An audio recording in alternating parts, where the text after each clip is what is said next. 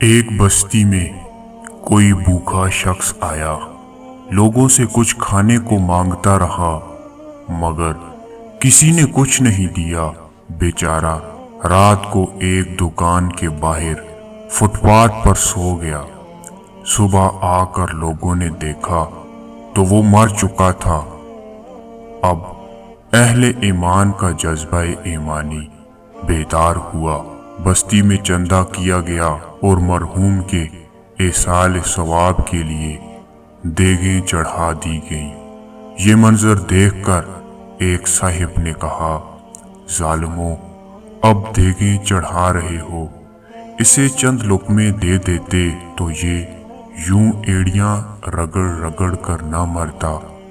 پچھلے دنوں ایک تاجر نے ایک مزار پر 10 لاکھ روپے مالیت کی چادر چڑھائی، جبکہ مزار کے سامنے محلے میں درجنوں ایسے بچے گھوم رہے تھے جنہوں نے قمیض تو پہنی تھی مگر شلوار نہ تھی، اور شلوار تو تھی مگر قمیض نہیں۔ حضرت مجدد الف ثانی رحمۃ اللہ علیہ فرمایا کرتے تھے کہ تم جو چادریں قبر پر چڑھاتے ہو، اس کے زندہ لوگ زیادہ حقدار ہیں۔ کیا ہمارا جذبہ ایمانی صرف مردوں کے لیے ہی رہ گیا ہے؟ دوستو، مزید ویڈیو کے لیے آپ ہمارے چینل سبق ٹی وی کو لازمی سبسکرائب کریں۔